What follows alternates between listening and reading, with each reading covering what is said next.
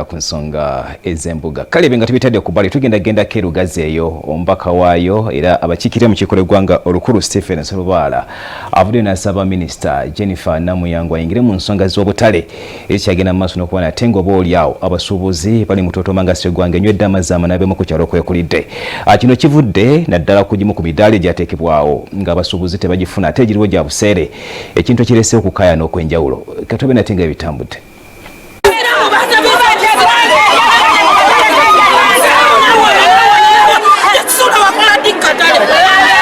Abasuubuzi abakolera mu katale akalugazi Central Market mu disitulikiti y'Ebuyikwe abatunda amatooke ne bbogoya beecwacwanye ne bawakanya bakama baabwe abakulembera akatale kano oluvannyuma lw'okubagabira emidaala gino ku mwaliro ogusembayo waggulu nga bagamba nti kijja kubazibuwalira okutuusayo ebyamaguzi byabwe. Bano abatafunye babukeereza nkokola okugenda okulaba nti abakulu batereeza ebyabasobyeko.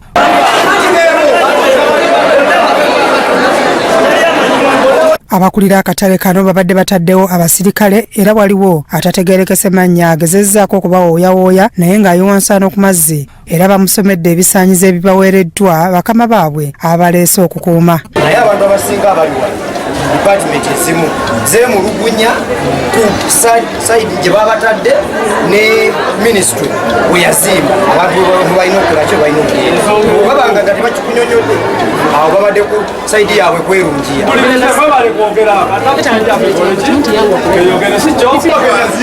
Mu ngeri y'emu abakulembeze abalonde okuli ssentebe wa Lugazi Central Division Lutajani Kemis, meya wa Lugazi Municipal John Bosco Asesa wamu n'omubaka wa Parliament Stephen Serubula batuuseko mu kifo kino.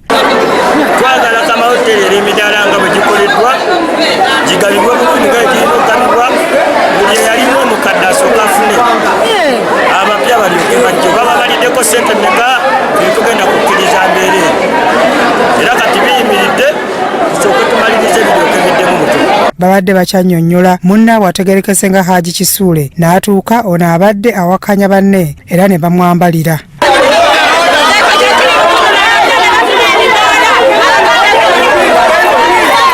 Wabula Lutajani Kemisi ssentebe wa Lugazi Central Division abagumizza nga bwe batagenda kukkiriza mivyo gino kubanga akatale kaazimbibwa abo abantu ba bulijjo.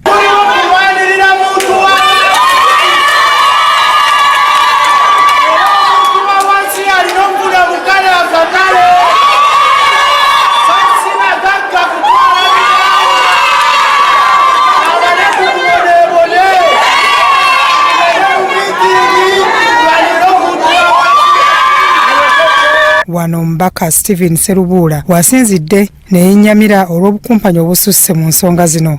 Obutali bulambulukufu ku ngeri gye bagabyemu emidaala ate nga abantu abamu basooka ne bawandiikibwa mu bitabo ebyasooka era nange bwe ntambudde ndabye emidaala ate bajjako nnamba ezaava mu minisitule ne bawandiisaako maaka ng'omusomesa ansi eba nkyamu okugjawo erino nekyo tulina okumanya ensonga lwaki ate ovudde gye bawandiikayo eya minisitule nowandiikawo ate maaka ate gwe eya maaka naye banga gyokola nti eki yetuufu. Akuliddemu omulimu guno ogw'okugaba emidaala ku lwa gavumenti ategeerekeseeko nga Nkwanga yeewozezzaako ku mivuyo egirabise. Nabagambye olwaleero lumala fruit n'amatooke okubatereeza ngenda kuddamu nkole thorough audit ku buyumba.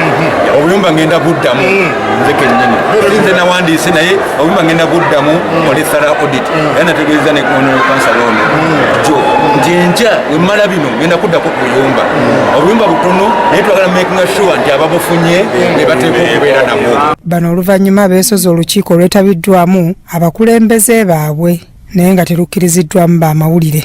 Bya Eric Yiga, Crossroads TV, Omunnyo.